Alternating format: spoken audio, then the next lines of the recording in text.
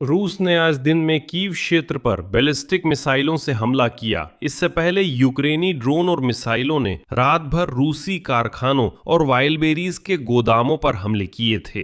आज 24 जुलाई को रूसियों ने कीव क्षेत्र में उस प्रशिक्षण मैदान पर हमला किया जहां उसी समय हथियारों की प्रदर्शनी चल रही थी। दुर्भाग्य से वहां मृतक भी हैं, घायल भी हैं और तबाही भी हुई है। मीडिया रिपोर्ट्स के अनुसार यह हमला आर्माडा नामक ड्रोन प्रदर्शनी पर हुआ था। ताजा जानकारी के मुताबिक कीव क्षेत्र के प्रशिक्षण मैदान पर हमले में 10 की मौत और 100 लोग घायल हुए। और अब वो बात जिसकी वजह से हम आज इस मुद्दे पर कड़ी चर्चा करेंगे। प्रशिक्षण मैदान पर इस प्रदर्शनी के आयोजन की घोषणा इंटरनेट पर खुले तौर पर उपलब्ध थी, यानी रूसी लोग इस कार्यक्रम के बारे में जान सकते थे खुले स्रोतों से, और किसी खास घटना पर सीधा वार किया जा सकता था। क्या आप इसे देख रहे हैं? आइल बेरस में आग लगी हुई है। इस एपिसोड के दूसरे हिस्से में हम पिछली रात यूक्रेन के रूस पर हमलों पर चर्चा करेंगे। विशेष रूप से फ्लेमिंगो मिसाइल ने किरोव के उस कारखाने को निशाना बनाया जो रूसी सेना के लिए सीमा से 1000 किलोमीटर दूर विमान भेदी मिसाइलें बनाता है। और इसके अलावा आज आयल बेरेज में गोदामों में आग लगी है, साथ ही सेंट पीटर्सबर्ग, तवेर और कब्जे वाले सिम्फेरोपोल में भी। पश्चिमी विश्लेषक अब दावा कर रहे हैं कि युद्ध का असर खासकर अमीर रसियों पर दिखा है और इससे उनके युद्ध के प्रति नजरिए में अचानक बदलाव आ गया है। इसी समय आज रूस ने काला सागर में आवाजाही बंद कर दी। रूसियों की बड़ी संख्या लामबंदी की अफवाहों के चलते रूस छोड़ने की कोशिश कर रही है। मैं अलेक्सेई पेचिए हूँ। इन मुद्दों पर चर्चा करें। शुरू करने से पहले कृपया इस YouTube चैनल को सब्सक्राइब करें। हम 3 लाख सब्सक्राइबर की ओर बढ़ रहे हैं, इसलिए मैं खास तौर पर आपके सब्सक्रिप्शन के लिए आभारी रहूंगा। मैं इस एपिसोड की शुरुआत कीव क्षेत्र के ट्रेनिंग ग्राउंड पर हुए हमले से करूंगा, क्योंकि ये आज की सबसे बड़ी और दर्दनाक खबर है। 24 जुलाई को दिन में रूसी संघ की सेना ने कीव क्षेत्र पर मिसाइल हमला किया। इसकी आधिकारिक जानकारी यूक्रेन के राष्ट्रपति वोलोदिमीर जेलेंस्की ने दी। उन्होंने बताया हमले की जगह बचाव अभियान चल रहा है। बाद में कीव क्षेत्रीय सैन्य प्रशासन ने बताया कि इस हमले से सबसे अधिक नुकसान बुच्चा जिले में हुआ। प्रारंभिक जानकारी के अनुसार हमला एक निजी प्रशिक्षण मैदान की जगह पर किया गया जहां कार्यक्रम चल रहे थे। करीब 11:30 सुबह कीव में धमाकों की एक श्रृंखला सुनाई दी। यूक्रेनी वायुसेना ने राजधानी और क्षेत्र की ओर कई तेज गति वाले लक्ष्यों की आवाजाही की सूचना दी। इससे पहले उन्होंने उत्तर से बैलिस्टिक खतरे की चेतावनी दी थी। बाद में सोशल मीडिया पर खबर फैली कि हमला कथित तौर पर कीव के पास सैन्य तकनीक प्रदर्शनी पर हुआ था। इस बारे में पत्रकारों को रक्षा उत्पाद निर्माता कंपनी फर्स्ट कॉन्टैक्ट के संस्थापक वैलेरी बोरविक ने बताया। उनके अनुसार ये वास्तव में ड्रोन की प्रदर्शनी थी। फिलहाल 10 लोगों के मारे जाने और 100 लोगों के घायल होने की जानकारी है। और अब वो बात जिसकी वजह से सोशल मीडिया पर इस समय कड़ी बहस चल रही है। फायरिंग रेंज में हथियारों की प्रदर्शनी आयोजित करने की घोषणा। ये घोषणा इंटरनेट पर खुलेआम उपलब्ध थी। इसका सीधा सीधा प्रचार किया गया था, यानी रूसी खुफिया एजेंसी को कुछ भी हासिल करने की जरूरत ही नहीं थी। सिर्फ खुले स्रोतों को एक खास कीवर्ड से मॉनिटर करना ही काफी था। बस हथियारों की प्रदर्शनी, ड्रोन जैसे शब्द डालने थे। कॉन्टेक्सचुअल विज्ञापन से आपको पता चल जाता कि ऐसी प्रदर्शनी कीव क्षेत्र में होने वाली है। इसीलिए बोरोविक कहते हैं कि हमला शायद किसी खास घटना को ध्यान में रखकर किया गया, न अंधाधुंध, ना ही बस ट्रेनिंग ग्राउंड पर, बल्कि पूरी तरह निशाना साध कर, ये जानते हुए कि वहां उसी वक्त ड्रोन निर्माता, फ्लाइट स्कूल प्रतिनिधि और सैन्य लोग होंगे। और चाहे अभी पूर्व रक्षा मंत्री के पूर्व सलाहकार कुछ भी कहें कि रूसियों ने हवाई टोही, अंतरिक्षीय टोही, सैटेलाइट तस्वीरें वगैरह वगैरह ली थीं, मुद्दा ये है कि ऐसे कार्यक्रम खुलेआम करना खतरनाक है, फिर भी इन्हें आयोजित किया जाता है। मैं नाम नहीं लूंगा, लेकिन अगर आप सोशल मीडिया देखें तो आप कुछ पूर्व रक्षा मंत्री के सलाहकारों के नाम देखेंगे जो दावा कर रहे हैं कि रूसियों ने खुफिया जानकारी से क्या और कहां हो रहा है पता लगा लिया। मैं फिर से जोर देता हूं, यह सब कुछ खुलेआम उपलब्ध था। मैं याद दिला दूं, अगस्त 2023 में रूसी सेना ने चेरनीहिव के केंद्र पर हमला किया था। तब एक मिसाइल स्थानीय नाट्य थिएटर पर गिरी थी, जहां ल्यूटिप ताश्की नामक ड्रोन प्रदर्शनी चल रही थी। 7 लोगों की मौत हुई थी, 150 से ज्यादा घायल हुए थे। उस प्रदर्शनी का आयोजन विक्ट्री ड्रोन्स प्रोजेक्ट ने किया, जिसकी संस्थापक मारिया बर्लिंस्काया हैं, जो लंबे समय से ड्रोन क्षेत्र से जुड़ी हैं। और तब उन्हें ऐसे खुले आयोजनों के लिए जोरदार आलोचना झेलनी पड़ी थी। और अब 3 साल बाद फिर से ऐसा ही आयोजन खुले तौर पर किया जा रहा है। इस कहानी से निष्कर्ष सीधा है। किसी भी सार्वजनिक रूप से घोषित कार्यक्रम जहां हथियार निर्माता और सैन्य लोग इकट्ठा होते हैं, वो रूसी हमले के लिए तैयार निमंत्रण है। दुश्मन हमारी वेबसाइट्स, टेलीग्राम चैनल्स, समुदायों आदि को बहुत अच्छे से पढ़ता है, बल्कि हमसे भी ज्यादा ध्यान से पढ़ता है। रूस में इन 24 घंटों के दौरान हमले की समग्र तस्वीर की बात करें तो चेरनीहिव क्षेत्र में एक गेस्ट हाउस को नुकसान पहुंचा है। खेरसोन में 68 वर्षीय पुरुष घायल हुआ है और ओडेसा क्षेत्र में एक महिला और उसका बच्चा प्रभावित हुए हैं। हमारी वायु रक्षा ने रात और सुबह के दौरान 164 हवाई लक्ष्यों को मार गिराया। क्या आप ये देख रहे हैं? ये तो बस हद है। मैं रात को सो रही थी, मुझे कुछ भी सुनाई नहीं दिया। मेरी नींद आमतौर पर बहुत गहरी होती है। जब मैं सुबह उठी तो मैंने ये सब देखा। मैं अभी भी कांप रही हूँ। मुझे लगता है ये गोदाम अल्तारे में सेंट पीटर्सबर्ग में है।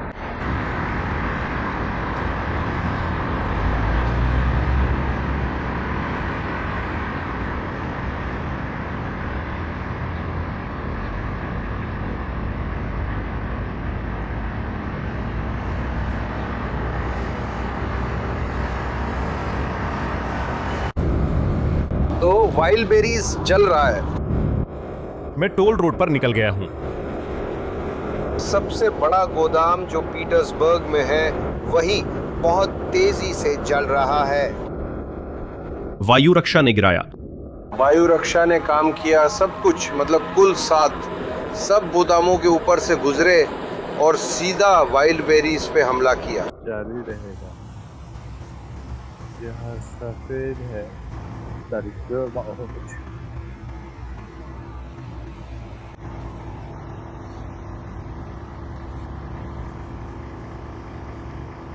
जारी रहेगा, जारी रहेगा, जारी रहेगा।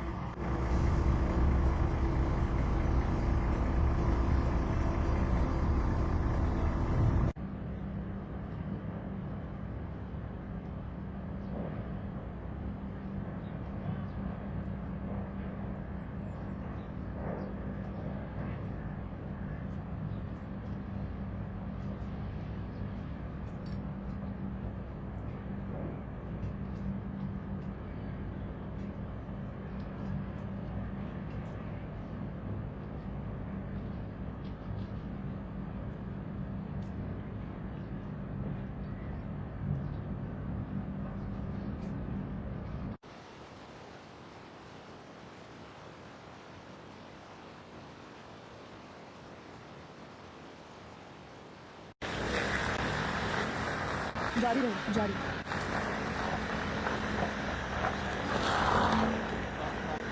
जारी। धन्यवाद कि तुम मेरे साथ हो। धन्यवाद। उस रात पूरी रूस जल रही थी। 24 जुलाई की सुबह यूक्रेन की रक्षा सेनाओं ने किरोव शहर में एक रक्षा उद्योग पर हमला किया। लक्ष्य का पूरा नाम है संयुक्त स्टॉक कंपनी व्यात्स्कोय मशीन निर्माण उद्यम एविटेक। ये अल्माज आंते समूह का हिस्सा है, यानी रूसी वायु रक्षा निर्माण की मुख्य संरचना। आइए समझते हैं कि यह कारखाना वास्तव में क्या करता है, क्योंकि इससे यह समझना संभव होगा कि हमला वास्तव में कितना दर्दनाक था। और जानते हैं हमला किससे हुआ? फ्लेमिंगो मिसाइल से, जिसे रूस मानता है कि यूक्रेन के पास नहीं है। माफ कीजिएगा, मैं विषय से हट रहा हूं, लेकिन मेरे YouTube चैनल पर फ्लेमिंगो मिसाइल पर एक एपिसोड है जो कभी कभी फिर प्रासंगिक हो जाता है। और मैं वहां समय समय पर कमेंट्स देखता हूं, जहां लोग आते हैं, आप जानते हैं ये लगभग 1 साल से हो रहा है। रूसी लोग आते हैं और लिखते हैं कि नहीं, ऐसी कोई मिसाइल नहीं है, ये सब कल्पना है, कुछ भी नहीं है, आपको तो बस कार्टून दिखाए जा रहे हैं वगैरह वगैरह। तो लीजिए, आज यही कार्टून हकीकत बन गया। ये कार्टून कीरोव के कारखाने पर आ गिरा। इसमें खास क्या है? पहली बात, एवीटेक फैक्ट्री और एंटी एयरक्राफ्ट मिसाइल सिस्टम बनाती है। ये कम दूरी की सैन्य वायु रक्षा है जिससे रूसी अपने सैनिकों और ठिकानों को हमारे ड्रोन और मिसाइलों से बचाते हैं, यानी हम उनकी एयर डिफेंस प्रोडक्शन खत्म कर रहे हैं। दूसरी अहम बात, ये फैक्ट्री 101 और 59 मिसाइल के इंजन के पार्ट्स भी सप्लाई करती है। ये दोनों स्ट्रेटेजिक क्रूज मिसाइलें हैं जिनसे रूसी लोग हमारे शहरों पर बड़े हमलों में लगातार हमला करते हैं। ये फैक्ट्री सीधे उन चीजों के प्रोडक्शन में है जो यूक्रेनी घरों पर गिरती हैं। तीसरा, इसके अलावा ये कंपनी एयर क्लास मिसाइलों, टारगेट मिसाइलों, कैटापुल्ट सीटों और एविएशन सिस्टम्स में भी स्पेशलाइज्ड है। इस फैक्ट्री पर किस चीज से हमला किया गया, ये तो अपने आप में अलग गर्व की बात है। यूक्रेनी कंपनी फायरपॉइंट के सह संस्थापक डेनिस स्टेलरमान ने आज मिसाइल लॉन्च का वीडियो प्रकाशित किया और कंपनी ने पुष्टि की कि रूस की फैक्ट्री पर यूक्रेनी निर्मित FP5 फ्लेमिंगो क्रूज मिसाइल से हमला किया गया था।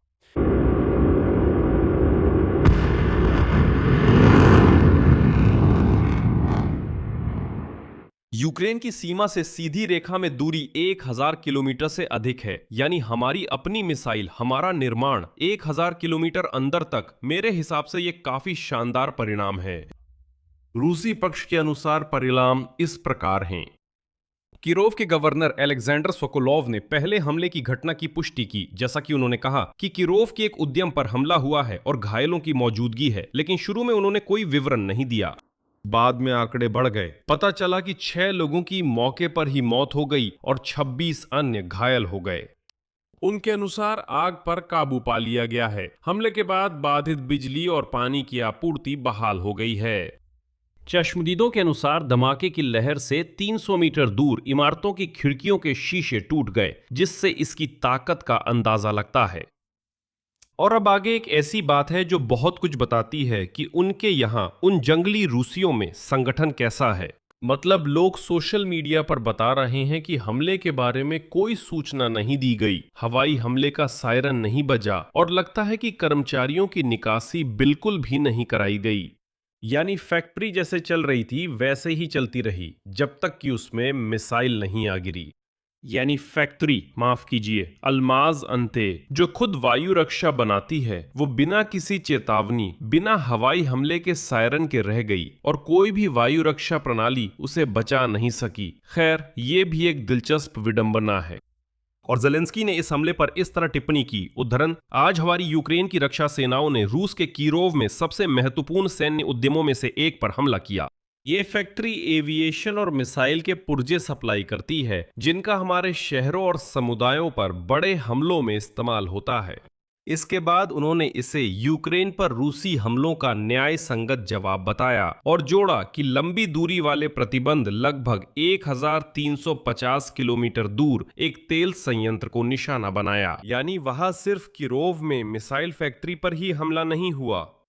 और जब तक किरोव जल रहा था, हमारे ड्रोन, यहां मिसाइल नहीं बल्कि ड्रोन, लॉजिस्टिक ठिकानों को निशाना बना रहे थे। इस बार हमलों का दायरा रूस के उत्तर तक फैल गया, जिसमें उसकी दूसरी राजधानी भी शामिल थी। सेंट पीटर्सबर्ग में FP1 ड्रोनों ने लॉजिस्टिक कॉम्प्लेक्स पर हमला किया। वाइल्डबेरीज लॉजिस्टिक कॉम्प्लेक्स उत्तर पश्चिम रूस में कंपनी के सबसे बड़े माल प्रोसेसिंग और डिस्ट्रीब्यूशन सेंटर्स में से एक है और कुछ वार के बाद वहां भीषण आग लग गई। मैं कहता हूं, वहां कई वार हुए, वायु रक्षा ने कोई बचाव नहीं किया और कोई भी इस हमले को नाकाम करने की खास कोशिश भी नहीं कर रहा था।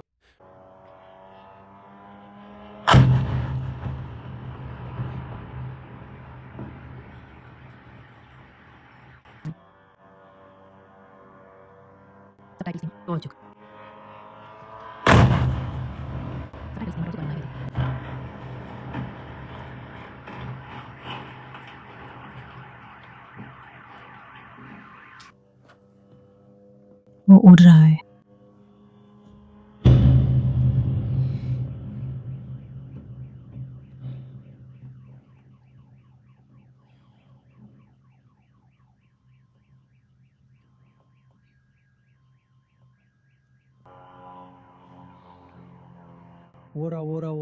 ओरा साना रम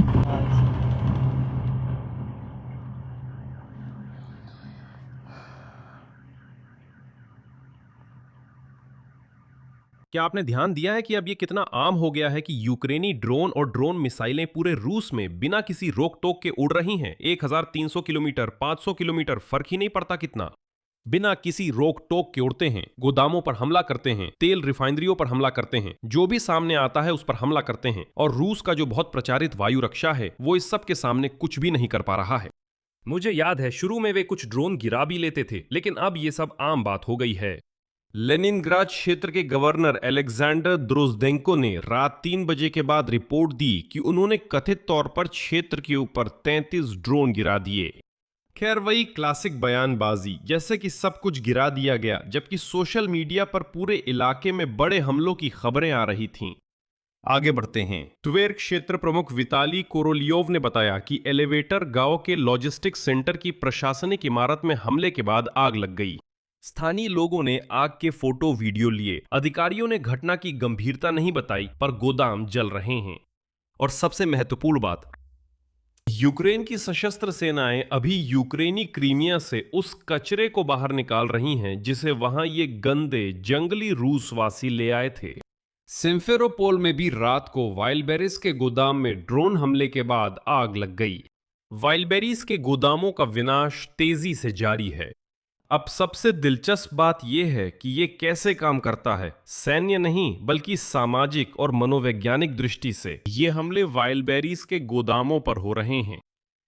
आज मैंने वॉल स्ट्रीट जर्नल खोला और वह एक लेख देखा। इस प्रकाशन ने वाइल्डबेरीज पर हुए हमलों पर एक लेख छापा है। वह एक और विश्लेषण और निष्कर्ष है जो क्रेमलिन के लिए बहुत अप्रिय है।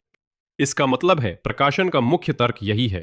4 साल तक क्रेमलिन ने रूसियों को युद्ध के परिणामों से सावधानी पूर्वक बचाए रखा, संपन्न शहरी निवासियों के लिए सामान्य जीवन का दिखावा बनाए रखा और गरीबों को बस यूक्रेन में मरने के लिए भेज दिया। तस्वीर कुछ ऐसी थी, दुकानें खुली थीं, डिलीवरी आ रही थी, युद्ध कहीं दूर टीवी पर चल रहा था। लेकिन अब यूक्रेनी ड्रोन देश की सबसे बड़ी ई-कॉमर्स कंपनी के लॉजिस्टिक्स सेंटरों पर हमला कर रहे हैं और इस तरह युद्ध को रूसी मिडिल क्लास के घरों तक ले जा रहे हैं। और जैसा कि प्रकाशन लिखता है, वाइल्डबेरीज की सेवाओं का हर महीने 81 मिलियन लोग उपयोग करते हैं। ये रूस की आधी से ज्यादा आबादी है। वॉल स्ट्रीट जर्नल ये भी बताता है कि असंतोष पहले से ही जमा हो रहा था, क्योंकि ईंधन की कमी थी जो यूक्रेन की कई महीनों से चल रही रिफाइनरियों पर हमलों की वजह से हुई थी। इस हफ्ते की विश्लेषणात्मक रिपोर्ट में ऑक्सफोर्ड इकोनॉमिक्स का आकलन प्रस्तुत किया गया है। शब्दशः ईंधन संकट शायद आम नागरिकों के लिए सबसे बड़ा झटका है, सितंबर 2022 में नई टुकड़ियों की लामबंदी के बाद से। साथ ही जैसा प्रकाशन ने बताया, व्लादिमीर पुतिन अर्थव्यवस्था की खराब स्थिति के बावजूद अपनी सैन्य महत्वाकांक्षाएं कम करने को तैयार नहीं हैं। यानी लोगों की हालत खराब हो रही है लेकिन वो फिर भी जारी रखे हुए हैं। और वैसे भी यही बात रूस की असली हकीकत को सबसे अच्छे तरीके से दिखाती है। रूस में लोग भूख से मरें, पुतिन को फर्क नहीं पड़ता। उसके लिए युद्ध, रोम और डॉनबास ज्यादा अहम हैं। और इसी कहानी का एक तार्किक अगला कदम है। 2 खबरें हैं कि रूसी लोग इस सब पर कैसे प्रतिक्रिया दे रहे हैं। पहली खबर, रूस ने आज आधिकारिक रूप से काला सागर में अपने जल क्षेत्र को नौवहन के लिए खतरनाक घोषित कर दिया है। रूसी लोग खुश थे कि ओडेसा बंदरगाहों पर जहाज नहीं आ रहे, लेकिन अब पता चला कि जहाज उनके पास भी नहीं जा रहे। ब्लूमबर्ग लिखता है कि ये चेतावनी काले सागर में रूस के विशिष्ट आर्थिक क्षेत्र में मौजूद सभी जहाजों के लिए है और रूसी रक्षा मंत्रालय इसे यूक्रेनी ड्रोन और समुद्री ड्रोन के हमले के खतरे से जोड़कर समझा रहा है। सोचिए ये बदलाव कितना बड़ा है। वो देश जो 4 साल से यूक्रेनी बंदरगाहों को दबाने की कोशिश कर रहा है, अब खुद मान रहा है कि उसका अपना समुद्री जल क्षेत्र असुरक्षित हो गया है। हमारे समुद्री और हवाई ड्रोन ने काला सागर रूसियों के लिए समस्या बना दिया है। दूसरी खबर, रूस वाले न जाने क्यों रूस से भाग रहे हैं। इंटरनेट पर यह जानने के लिए कि पासपोर्ट कैसे बनवाएं और बिना वीजा के विदेश कहाँ जाया जा सकता है, सर्च की संख्या बहुत तेजी से युद्ध शुरू होने के बाद से रिकॉर्ड स्तर पर पहुंच गई है। वजह साफ है। 22 जुलाई को रूसी संघ की राज्य ड्यूमा ने एक ही दिन में ऐसा कानून पास कर दिया जो डाकुओं और ड्रग्स की तस्करी के दोषियों को मोर्चे पर भेजने का रास्ता खोलता है। रॉसग्वार्डिया लामबंदी और मार्शल लॉ के दौरान अपने अधिकार बढ़ाने की तैयारी कर रही है। और यूक्रेनी खुफिया एजेंसी ने शरद ऋतु की भर्ती के लिए कम से कम 5 लाख लोगों की संख्या बताई है। और इस विषय पर मेरा कल एक अलग एपिसोड आया था। वहां पूरी तर्क वितर्क की चर्चा है कि आखिर क्यों रूसियों को सच में डरना चाहिए और रूस से भाग जाना चाहिए, क्योंकि सच में सभी कारक इस ओर इशारा करते हैं कि पुतिन इस बार पतझड़ में लामबंदी की घोषणा करेंगे। अब वो किस रूप में होगी, ये एक अलग सवाल है। इसलिए चैनल पर जाएं, अगर आपने नहीं देखा है तो इस विषय पर पिछला एपिसोड जरूर देखें। सच है, अब भागना और मुश्किल हो गया है। जैसा कि पता चला, आधिकारिक तौर पर एक साल में 3 मिलियन से अधिक रूसियों को विदेश यात्रा पर प्रतिबंध मिल चुका है। और पुरुषों को तो बस विदेश यात्रा का पासपोर्ट बनवाने से ही मना कर दिया जाता है। नतीजा, आज का दिन बेशक कठिन है। एक तरफ हमारा दर्द है, ये कीव क्षेत्र में प्रशिक्षण मैदान पर बैलिस्टिक हमला है, जहां आर्मादा प्रदर्शनी चल रही थी। 10 लोग मारे गए और दर्जनों घायल हुए हैं। ये जानकारी इस एपिसोड की रिकॉर्डिंग के समय तक की है। और ये एक कड़वा सबक है उन खुले ऐलानों के बारे में जिन्हें दुश्मन खुफिया जानकारी की जगह पड़ता है। यूक्रेनी ऑपरेशन फ्लेमिंगो ने अल्माजे अंते फैक्ट्री पर 1000 किलोमीटर भीतर हमला किया, जो वायु रक्षा और हमारे शहरों पर गिरने वाली मिसाइलों के पुर्जे बनाती है। साथ ही वाइल्ड बेरीज के 4 गोदाम जल रहे हैं, पीटर्सबर्ग से सिम्फेरोपोल तक। सबसे अहम है इसका असर। युद्ध अब रूस के मध्यम वर्ग तक पहुंच गया है। ईंधन संकट आम रूसियों के लिए 2022 की लामबंदी के बाद सबसे ज्यादा महसूस किया जाने वाला झटका बन गया है। लोग बड़ी संख्या में रूस छोड़ने का तरीका ढूंढ रहे हैं। वहीं क्रेमलिन ने काले सागर के अपने जल क्षेत्र को खतरनाक घोषित कर दिया है। यही विराम लेता हूं। अपनी राय कमेंट में लिखें, चैनल सब्सक्राइब करें, घंटी दबाएं और लाइक करें। अगर आप इस YouTube चैनल के काम को समर्थन देना चाहते हैं तो मैं इसके लिए आपका आभारी रहूंगा। आप ये डोनेशन से कर सकते हैं। लिंक और जानकारी वीडियो डिस्क्रिप्शन में है। अपना ख्याल रखें। अलविदा।